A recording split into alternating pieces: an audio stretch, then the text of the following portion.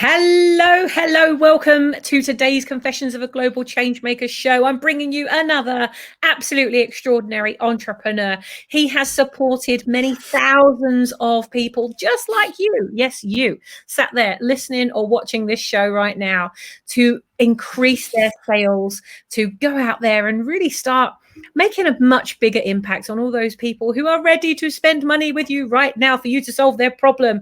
Welcome to today's show, Mr. Rob Moon. Hello, welcome. Hello, Sammy. Glad to be here. Thanks for I'm having really me. glad.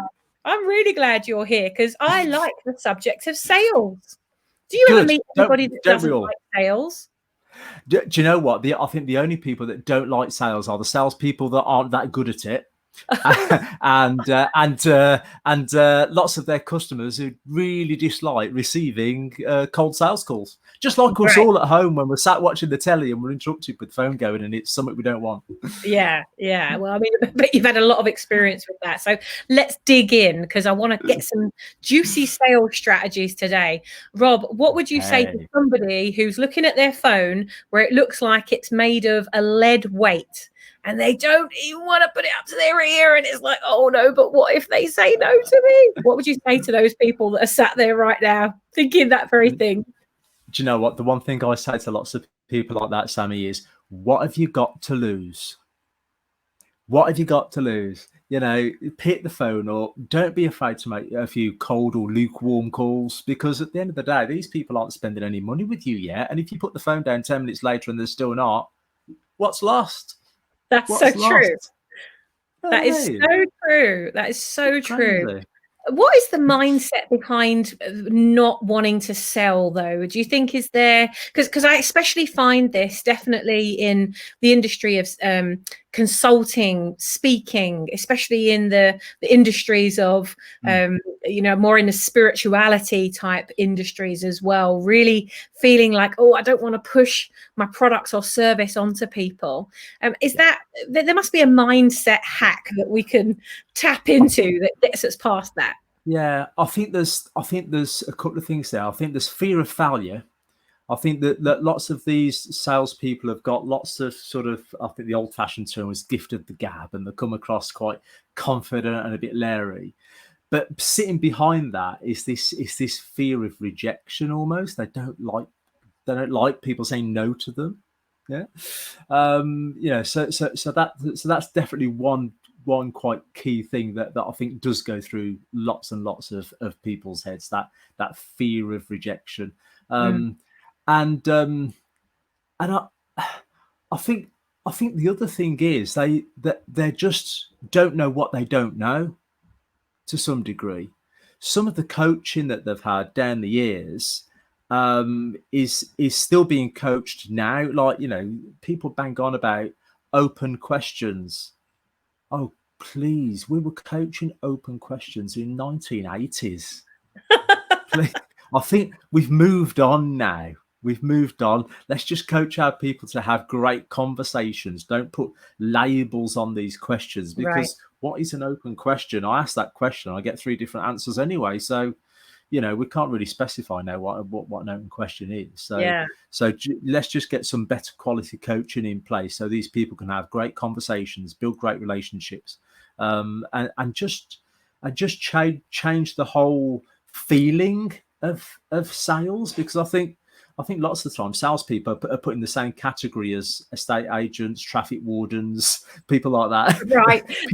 people we don't want to engage with, you know, and if we don't engage with them, they're not going to earn any money. So yeah, absolutely. So there's a stigma around it, isn't there? There is a stigma around selling, and it's kind of, you know, let's get that elephant out of the room, or let's call it out. Yeah. Because that's the other thing. I think lots of salespeople have been sold to in the past, and they don't want to make their customers feel how they felt when they were on the receiving end of a really poor salesperson. So there's all that going on. How can you tell the difference between a poor salesperson and a good salesperson then? Like, what would you say is the clarification between those two things? One of them listens well and the other one doesn't. Yeah. One asks really good questions and doesn't just uncover a logical need, but they uncover what I call the need behind the need, the emotional need. They talk to the emotional side of the brain, because it's the emotional side of the brain that makes the buying decision. Because every purchase we make is an emotional decision. It's based on how it's going to make me feel. So what great salespeople do, they talk to the emotional side of the brain and engage with that part of the brain that makes the buying decision. Yeah. Yeah. And all of that, I suppose, could be wrapped up in the term emotional intelligence. Great salespeople have got a level of awareness where they self-critique, they self-coach, they reflect back. Poor salespeople rush through their call or meeting based on their agenda, because I need to get a sale, I need to hit my target, I need to earn commission. They rush through looking for one little sort of selling point or one little need. They jump on that, they pounce on that, they don't get the sale, and then do you know what they do? They just pick the phone straight up or go straight into their next meeting and do exactly the same again. And they rush from one no to the next without taking stock or asking for any coaching or asking for any feedback. Why are all these people saying no to me? And they just battle on, doing a numbers game, thinking if I turn over enough cards, I'm bound to find an ace kind of mentality. And sooner or later, that runs out. Well, that's heading to burnout as well, surely. Yeah, absolutely. They're the ones that have more time off sick. It's more stressful. They don't enjoy the job. They become under increased pressure from internally inside the business because they're not performing. So it's just a downward spiral. Just a downward spiral. Very interesting. Very, very interesting. A friend of mine, Scott Keyser, he put a great article out on LinkedIn. I think it was last week. I commented on it, and he was talking about when we're copywriting, about how so often we focus on the logical side and we use logical words rather than picture type words. And because we do that, we talk to a part of the brain that actually isn't making the decisions, which is great, because that's totally in line with what you're talking about, isn't it? It's having a love language and a conversation with somebody where they can form those pictures in their mind. Of having owned the thing that you're selling or experienced. It's kind of talking to them as if they've already got it. Is that true? Do we need to use conversation in terms of stepping that client into the future, imagining they've already got the thing that we're talking about? Yeah. The example I use when I talk to groups or individuals about the questioning techniques involved in uncovering what, as I said, what I call the need behind the need, is if I was talking to a market trader and I said, which product would you like to sell more of? Okay, I'd like to sell more apples. Okay, how many more apples do you want to sell? I'd love to sell 10 more apples a week. Why is that? Well, if I sell 10 more apples a week, I could put that money away and maybe open up another store. Okay, so what would the impact be on your business if you opened up another store? Oh, well, then you're looking at 2 sites, you're looking at extra revenue coming in. And what would be the consequence of that extra revenue? Well, I might be able to retire earlier. Oh, right, is that your goal? Yes. Right, okay. Now I've got the need behind the need. He wants to sell 10 more apples a week so we can retire earlier.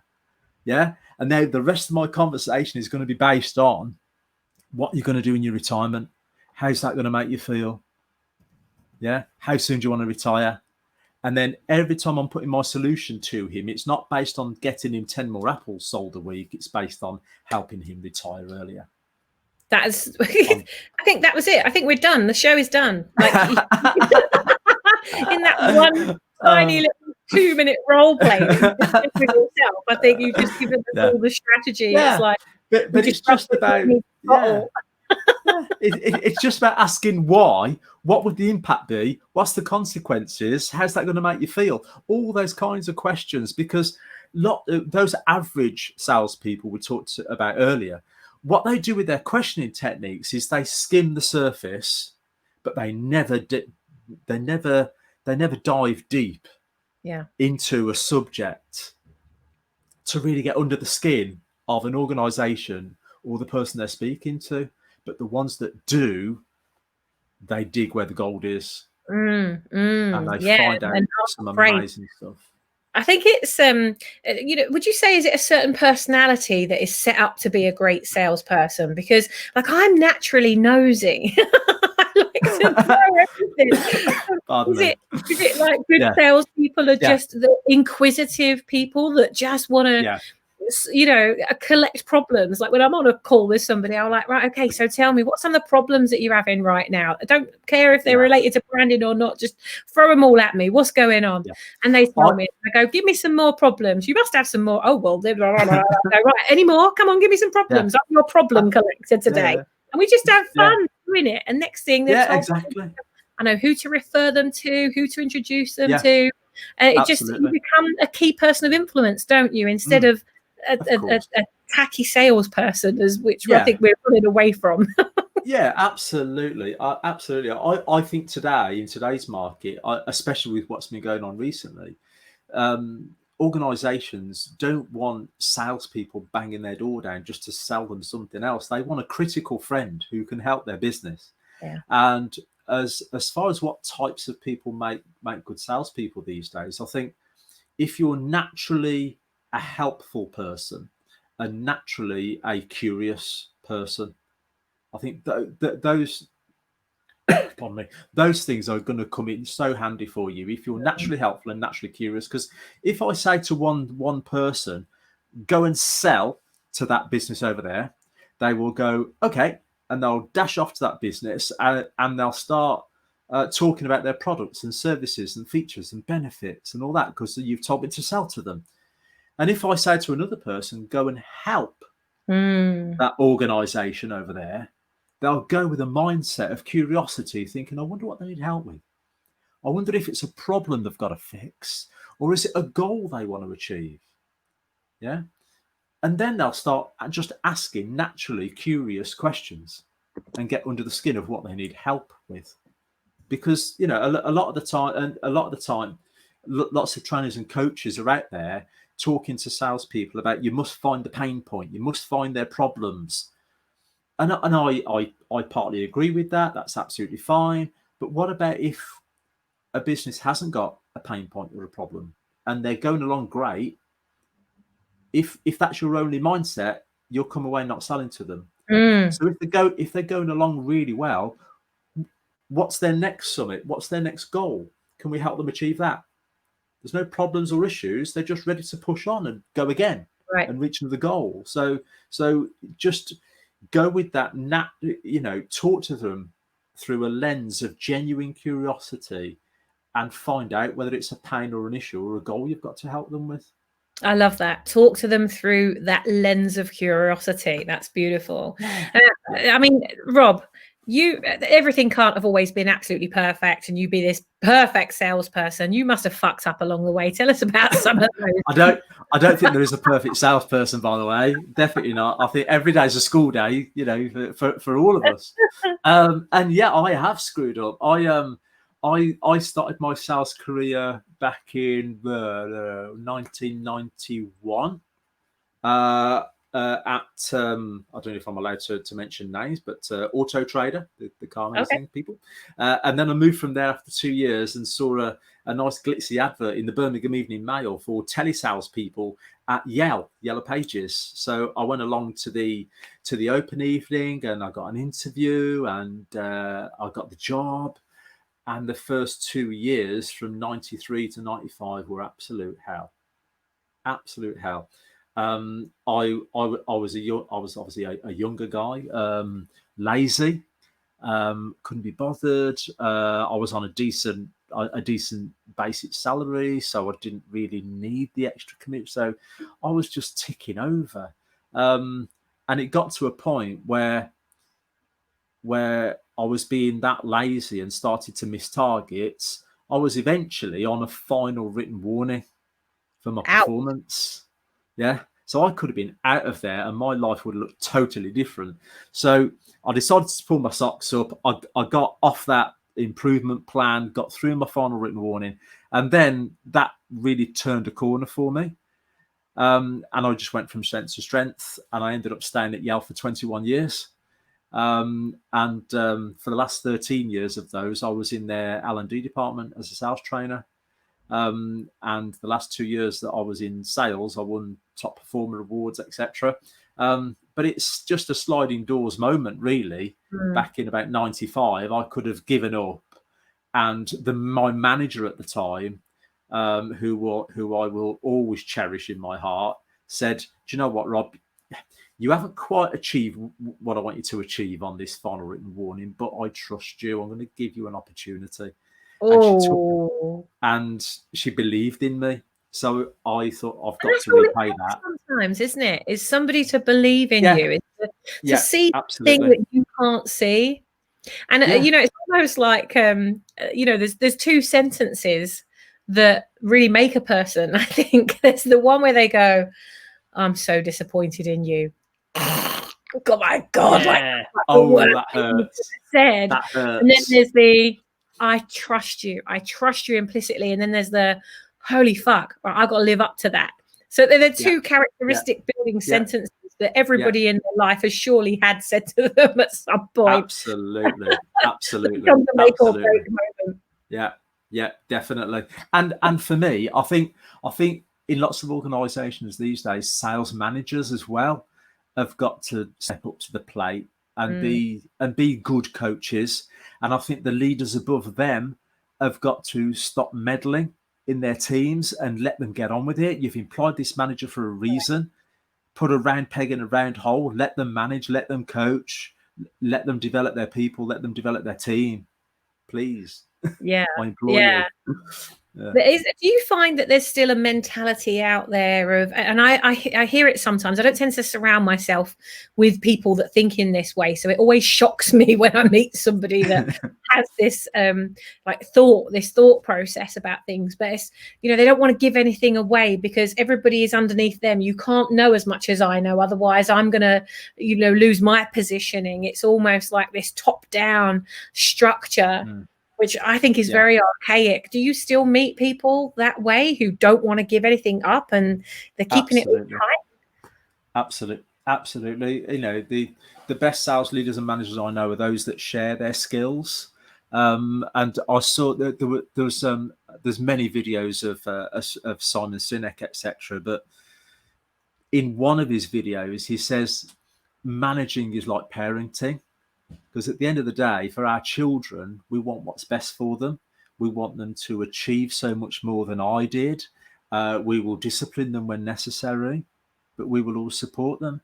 And isn't that the same for your people? If you're a manager, discipline them when necessary, but I want you to be better than me.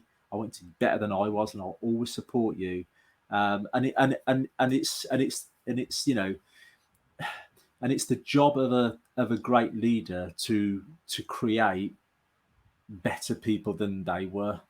I believe that to be true with membership as well. I say to my members in Brand Builders Club, outgrow me. I want you to outgrow me. Like, go out there, take everything Yeah, that I'm teaching you, take everything you're learning, suck it all in, and get out there and prove me right. yeah, absolutely, Out definitely. I and do couldn't it. agree more. Couldn't agree more. So, Rob, what's on the plan for you then? So, tell us a little bit about your company because you don't do this on your own. You do this with other people. Um, do you know what, Sammy? Most of the time, I do this on my own. It's Wow, really? most of the time it is me, Rob Moon Trading, .co.uk. If you want to look at the website, and I do a variety of stuff. I do sales workshops, but um, I think my plan when I meet a new client for the first time is to talk them through the 3-stage process that I like to go through with a client. And the first stage is just let me in and let me come and see what's going on. And I don't charge for this time initially. I just want to go in, be around salespeople, listen to salespeople, go out with them on the road to their customers, sit in sales meetings, listen to telesalespeople on the phone. I just want to hear what they're up to. I want to listen to how their customers react to them, because that will give me a good understanding of the business, and it will give me a line in the sand that says where you are. And also it allows me to build in lots of context into the training workshops that I'm going to run with these people. So on these days, like I said, I don't charge for them, but they give me lots of context. And when we're actually in the training workshops, I can actually deliver out real life examples that I've heard, because I don't want to take a course off the shelf and go and run it for your sales team. I just want to come in and spend a couple of days with your team and just make them better at what they're doing. Mhm. So if Yeah. I can reel out genuine objections that I've heard from customers and said, this was the reaction, let's just play with that, let's just unpack that scenario, how could we do that better?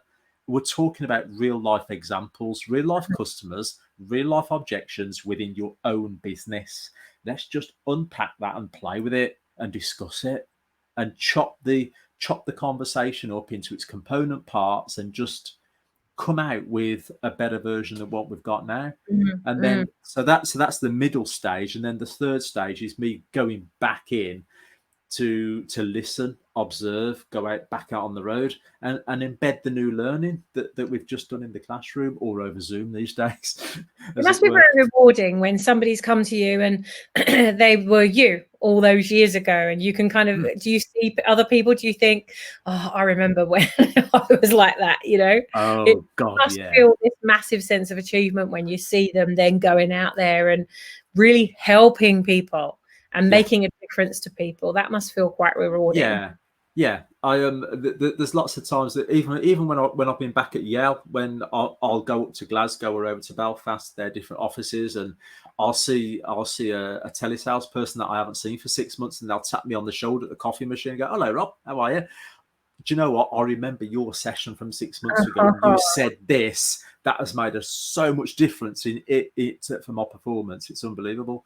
But even today, people will drop me a line and say, "Do you know what? Those 2 words of difference that you explained to me have made a world of difference." Because that's where I coach. I coach at the coalface. I coach the conversations you're having with your customers. And if we can just tweak a couple of words in a question, that could just totally change the whole way that conversation goes. Mm. Because when salespeople have been doing the role for such a long time, the words just tumble out their mouth and we stop thinking about them almost. And today they don't carry quite the oomph and the clarity that they used to. So they need tweaking very slightly. And all of a sudden, once you've made those tweaks, you feel and sense the difference in the And the people on reaction the from other end are your going to be customers. able to feel and sense the difference as well, aren't they? Yeah, yeah, I'm absolutely. on your website now, robmoontraining.co.uk, and one of the blog posts that Rob's got on his website is called "The Top 10 Attributes and Behaviors of a Great Salesperson." And Oh, you've given a great article here. All I want to do is come to number 6, because you talk about okay. objection handling and negotiation skills. So Yeah. when it comes to objections, which Hmm. we're all going to get at some point, and Yeah. there's the obvious objections: haven't got enough time, haven't got enough money, haven't got enough Yeah. team, enough Yeah. systems, whatever the objections Yeah. are. Yeah. What is your automatic strategy? Do you have like a quick and dirty strategy you can give us today on objection Yeah. handling?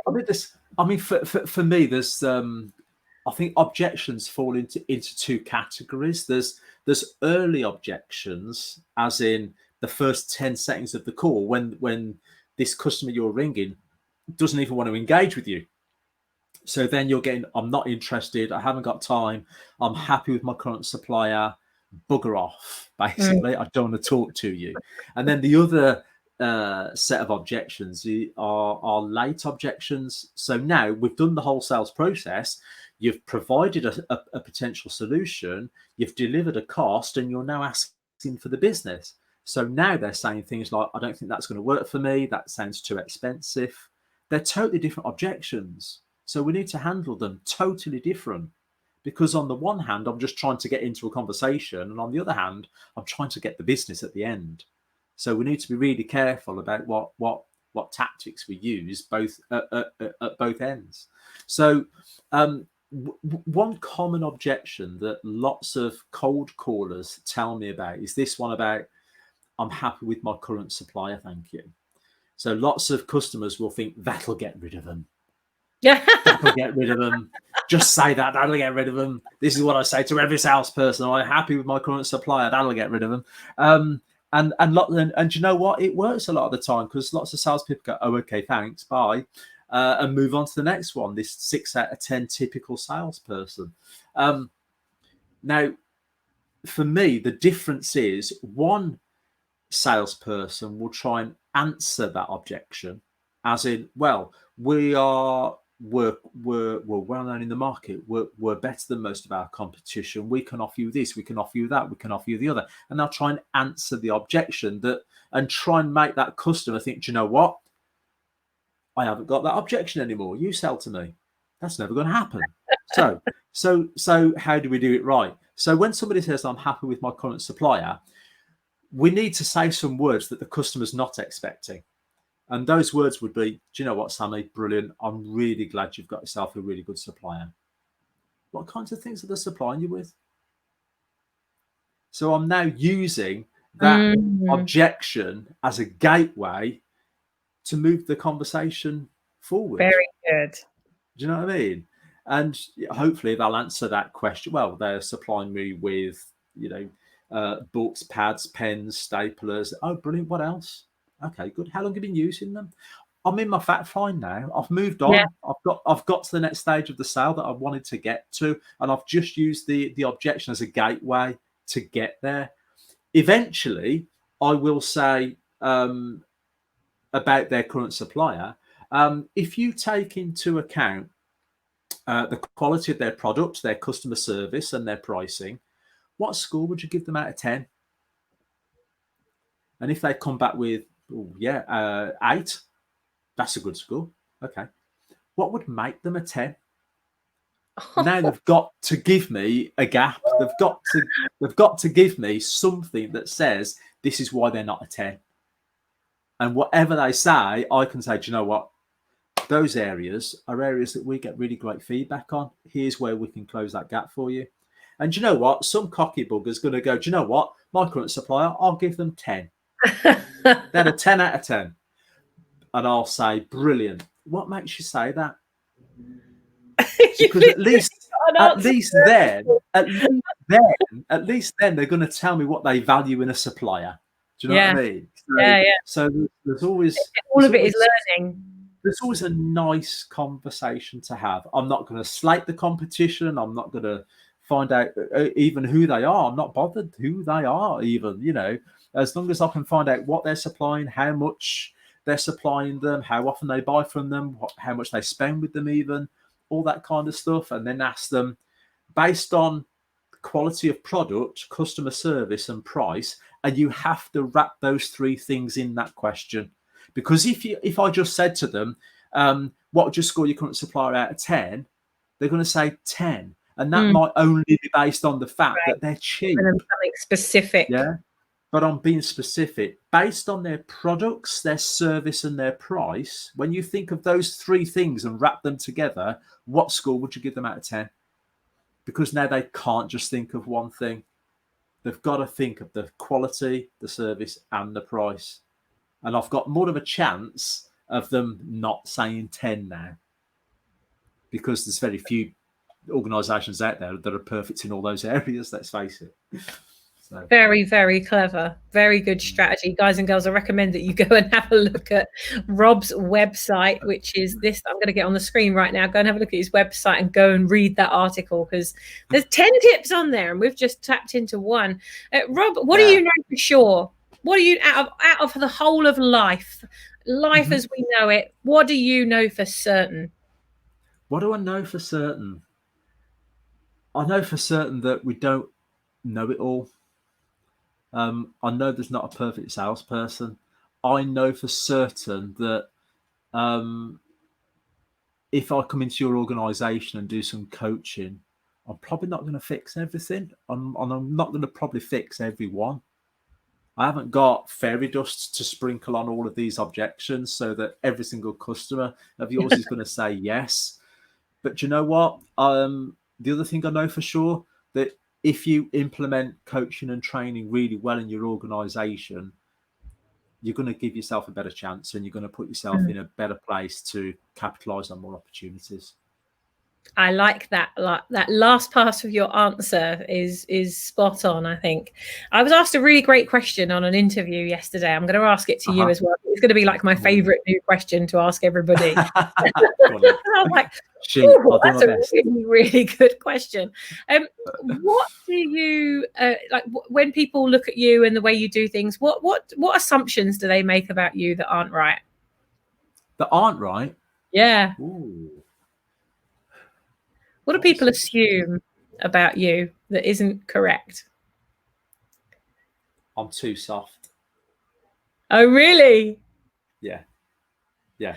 Why Yeah. would they think that? So some people see me as a bit of a Mr. Nice Guy, because I think it's mainly based on their previous experiences with other salespeople and other sales trainers in the past, who are quite, I won't use the word aggressive, but they're certainly pushy and very confident and all of that.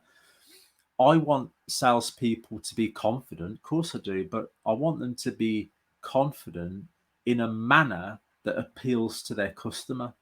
And that's almost unassumingly confident and self-conscious and self-aware.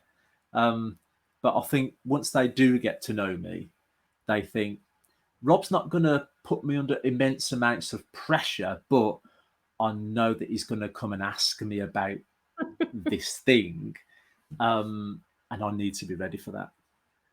Yeah. Yeah. So I'm not as soft, and I'm not the pushover over that you might first assume. Let's put it that way. Interesting answer. So tell us about a confession. This is the Confessions of a Global Changemaker show Ooh. after all. So give us a confession, something you've been through in your business that if you were to say to somebody else, do you know what? I went through a nightmare when this happened. Here's how I navigated it, or here's how I would do it if I went through that again. What would you give to our listeners and our viewers today? Oh, I went through a really quiet patch with my business. I've been doing what I'm doing now since Yale for about 6 years, and about 2 years in, I had a period of about 3 or 4 months where work was really really slow, and I panicked a little bit, to be fair. And what came out, I realised, was all the bad habits that I talked to salespeople about. I got too pushy, or I didn't make enough phone calls. I didn't reach out to the right people. I didn't listen to the right people. I didn't ask for feedback and coaching and all that kind of thing. And I just became too salesy, because I just wondered where the next client was coming from. But you know what, Sammy? I know I learned from that, because when COVID struck mid-March, I was in a similar situation. All my face-to-face training stopped. I had to change the direction of my business. Had to get my head around Zoom and Teams and how to deliver my workshops on there. And I spoke to people who were good at it, and I took on board their comments, their coaching. I stayed calm, and I've won clients that I now coach over Zoom. And when I think back and reflect about those two instances, which were very, very similar, I've coped with them and behaved through them very differently. And I know that if it happened again, I'd do the same as this time. And what I did this time was I put myself through my own workshop, basically. And that's what I did, to be fair. And it's won me clients. So if I can do it for myself, I can do it for you, as they say. What's that mindset behind that, though? Because it takes for you to understand the difference between you as you were then and you as you are now. There must be a different level of emotional intelligence behind this one versus the last one? I think I'm more resilient now, and I don't take things for granted. I don't take it. I don't take for granted the fact that I'm going to have a full diary for September, for argument's sake. I don't take that for granted, and I work hard to make sure that I do get that diary filled, and I do win clients, and I win lots of repeat business. Just before I left Yale, about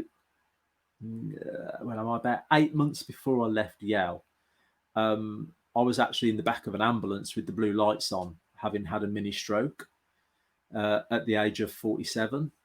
Wow. I didn't plan for that. um, and once you come through something like that, I think that gives you a bit of a different perspective and a different outlook, and you do become a little bit more resilient, and you don't take things for granted anymore. So the things you do want in life, you choose to go and get them. But I choose how to go and get them, I think, and I want to do that in a way that people like, and people like being around me, like chatting to me, like learning from me, and like winning business with me. Who would you say you get all of these values from? Because obviously you have high integrity, you have high emotional resilience, you have all of these qualities that are just naturally part of you. But who did you get them from? I, I think my father has got a lot to answer for. He is a fiercely loyal person. Doesn't take any shit. And my wife has made me a wonderful person. It's our 30th wedding anniversary in a few weeks' time. Oh, But I think she's the one that has given me the belief, has brought up our three young girls on her own when I was working away all the time, and she had the belief in me when I wanted to start my own business, having been made redundant from Yale. So all of what I do is for her and the girls, really, at the end of the day, to give us and our family more choice, yeah, in life. But yeah, my dad and my wife have both got a lot to answer for. beautiful. Just tell us as we start coming to the end of our interview today. I can't believe we've been nearly going 40 minutes. That what? Wow, where's that gone? Crazy. It should be illegal this much fun while we're doing business. Tell us, Rob, like what's next for you? What have you got coming up? And how can we support you? What have I got coming up? Well, I have got actually a very new string to my bow, and you'll see a new page on the website hopefully within the next week or so. And that is, I can be your virtual coach. I haven't got to come to you anymore. You haven't got to put up with my funny looking face and my Brummie accent. I've invested in a piece of software called Refract. And what that enables me to do is to record lots of your sales calls by your salespeople, and I can listen back to them, and I can do Zoom coaching based on those calls. But the software is absolutely phenomenal. Let me just give you one or two things that it can do. I've never heard of it before. No, it gives me lots of insight. So if there's a 20-minute sales call that I've just listened to, I can get insight from it, like what percentage of time was the agent talking compared to the customer? How many times did the interaction change hands between the sales rep and the customer? How many questions did that sales rep ask? What was the average length of uninterrupted talk time? I can input into the system keywords such as not interested or happy with my current supplier. And it will only show me calls on the screen where the customer has said that. So I can jump straight to those calls, straight to that moment in time in the call, and coach on that objection without any wasted time. Wow. I can send the manager detailed graphs about what their agents are doing, and it's phenomenal. It is phenomenal. And it is not going to be very expensive for me to do that at all. So if you want me to be yeah, absolutely. So if you want me to be your sales coach for your organization, whether you've got one person or 40 people, it doesn't matter. I can do it for one person as easily as I can a team of 40. So what's amazing is for those entrepreneurs that are out there and small businesses, we want to have sales teams, don't we? But for us to build a sales team, we've got to be the best example of what a good salesperson is. Otherwise, no one's going to look up to you when you start increasing the team that you have in your business. So everybody, just get in touch with Rob, go connect with him. And that's such an intelligent piece of software. That's it's amazing. What you can get off that. Yeah. I can actually send the rep a video of me saying, "Hi Sammy, I've just been listening to your calls. Absolute great stuff going on. There's some tweaks I think we can make to your introduction, and there's one objection that I'd really love to talk to you about. So let's arrange a Zoom call for the end of the day, and we'll just jump on 15 minutes and do that."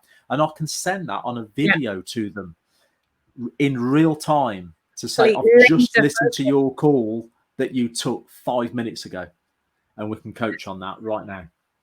That's really incredible. Well, so Rob, I wish you all the luck in the world with that. Let us know when that goes live.